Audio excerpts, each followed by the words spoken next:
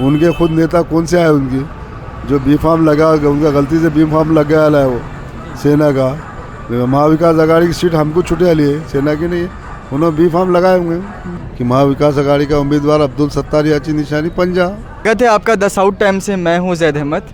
आज मेरे साथ कांग्रेस के कैंडिडेट अब्दुल सत्तार साहब मौजूद है। अब्दुल सत्तार साहब जो है कांग्रेस के नॉर्थ के उम्मीदवार है। तो अब्दुल सत्तार साहब, सबसे पहले बहुत बहुत स्वागत है आपका। शुक्रिया। सत्तार साहब, सबसे पहला क्वेश्चन मेरा आपसे ये है कि सबसे पहले तो देखिए महाविकास आघाड़ी एक गठबंधन है, लेकिन उत्तर से जो है वो कांग्रेस ने आपको टिकट दिया और उद्धवगढ़ को भी टिकट मिला, तो इसके ऊपर आप क्या कहेंगे? इससे पहले मैं बताया ना कि महाविकास आघाड़ी का कैंडिडेट अब्दुल सत्तार मैं ही हूँ। आपने देखे इससे पहले कल शरद पवार साहब ने भी स्टेटमेंट दिए। शरद पवार साहब आए थे तो मैं जाके मिला था, क्यों तो भी बसमत में एक आधी चिट्ठी दे के बोला गया था कि महाविकास आघाड़ी का कैंडिडेट संगीता डग है। वो तो खुलासा शरद पवार ने किए ना कि महाविकास आघाड़ी का उम्मीदवार अब्दुल सत्तार याची निशानी पंजा, और क्या है। जैसा कि कल इन्होंने शरद पवार ने भी आपकी तायद की है, लेकिन हमने देखा कि बहुत सारे मुस्लिम लोग हैं जो वो संगीता पाटिल के साथ काम कर रहे हैं, तो इसके ऊपर आप क्या कहेंगे? आपने देखे उसका काम करना का किसको पाबंदी नहीं लगा सकते, बैंड नहीं है। हर आदमी का अपनी चॉइस रहती है काम करने पर। जनता ये चाहती है कि कौन चुन के आना, जनता को मालूम है। परसों इमरान प्रतापगढ़ी इतनी बड़ी सभा हुई, देख लिया। अब एक मैसेज दे दी कौम ने कि कौम किसके साथ है, जनता किसके साथ है, वोटर किसके साथ है। वो अब कार्यकर्ता जाते रहते, उनका पर्सनल होगा मसला।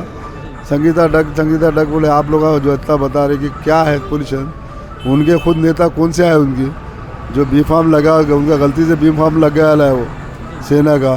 महाविकास आघाड़ी की सीट हमको छूटे वाली है, सेना की नहीं है।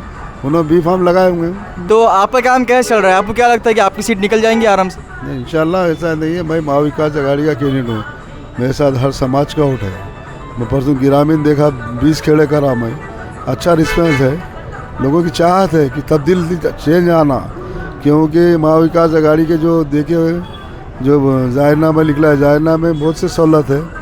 क्या बहुत से लोगों कल्याण योजना जैसा महालक्ष्मी योजना 3000 रुपये महिलाओं को दे रहे हमने, और जैसा बस फ्री है, फिर 3 लाख का बीमा, ये 25 लाख का बीमा फ्री है, और शेतकरियों को 3 लाख का अनुदान है। कई योजना है उसमें। और एक मजबूत परिस्थिति में कांग्रेस राष्ट्रवादी और शिवसेना उद्धव ठाकरे सब मिलकर लड़ रहे हैं। आगे अच्छा है, महाविकास आघाड़ी की सत्ता बनने वाली है। कल मौलाना सज्जाद नोमानी ने आपको समर्थन दिया, तो इसके ऊपर आप क्या कहेंगे? मौलाना सज्जाद नोमानी साहब ने मेरे को बोल के नहीं दिया। वैसे महाविकास आघाड़ी के जो चुन के आते कैंडिडेट सभी को सपोर्ट किया है, और मैं उनका शुक्रिया अदा करता हूँ कि उन्होंने एक राजकीय निर्णय लेने वाले एक अच्छे मौलाना है। मौलाना लोगों ने जैसा कि आप बता रहे कि जो सपोर्ट किया है, एक अच्छा सियासी सपोर्ट रखे उन्होंने महाविकास आघाड़ी को। जहाँ भी समर्थन दिए मेरे को, अब्दुल सत्तार मेरे को उत्तर से दिए, मैं उनका शुक्रिया अदा करता हूँ। और जितने भी पहले उससे उलमा लोगों ने, लोकसभा के इलेक्शन में उलमा लोगों ने तायद करे, एक सेकुलर पार्टी को तायद करे है, वो कांग्रेस सेकुलर पार्टी है। लोकसभा में उन्हें तायद करे थे उलमा लोगों ने, आज भी उलमा लोगों का महाविकास आघाड़ी को तायद है। मेरा आखिरी सवाल आपसे ये है कि अगर आप यहाँ से जीत के आते हैं तो आप नांदेड़ के लिए, नांदेड़ के विकास के लिए, यहाँ के डेवलपमेंट के लिए, एजुकेशन के लिए आप कौन से मुद्दे पे काम करेंगे, क्या करेंगे? आपके पास क्या आइडिया है? सबसे पहले मैं जब चुन के आऊँगा, हमारे पास देगलू नाका का एक ट्रैफिक का बहुत बड़ा प्रॉब्लम है, जो कड़ी कड़ी ट्रैफिक जाम हो जाता है। और ब्रिज का जो टेंडर वेंडर निकला उसके ऊपर ध्यान जाएगा। और हमारे पास जैसा कि आप एजुकेशन पे, आज प्राइवेट कॉलेजेस एजुकेशन में बच्चे जा रहे हैं। अब जिसके पास पैसा है वो पढ़ाते हैं, जो गरीब लोग आए उनके स्कूल आए दे रहे हैं, स्कूल में तालीम नहीं हो रही। हम भी एजुकेशन पे ध्यान दियो, और जो भी विकास रहा है हम बिल्कुल विकास कर रहा हूँ। मैं 40 साल का अनुभव हूँ। मैं महापौर रहा, विरोधी पक्ष नेता रहा, फिर चेयरमैन रहा, हर चीज़ दिया हूँ मैं। 35 साल से 40 साल से राजकारण में मैंने इधर के एरिया का विकास किया। रहे वाला विकास हम बिल्कुल प्रायोरिटी पे करिए, क्योंकि जो कांग्रेस का मैनिफेस्टो है, कांग्रेस हमारे मैनिफेस्टो के ऊपर काम करिए। मैं भी जो है एक अनुभव है, मेरे अनुभव में 40 साल का तजुर्बा है। इंशाल्लाह काम पूरा करने की कोशिश कर रहा हूँ। जितने भी हमारे जैसा रोज़गार का मसला है, आज बच्चे एजुकेशन करते हैं और पुणे भी सर्विस को जाते हैं, उसके ऊपर भी हमारी पार्टी को बोल के ध्यान दिला के इंडस्ट्री एरिया में ज़्यादा ध्यान इंडस्ट्री लाने की कोशिश करिए। जितना का हमसे सहूलत होती है हम बिल्कुल हम मेहनत करने के लिए आए। मैं 40 साल से मेहनत करते आता हूँ।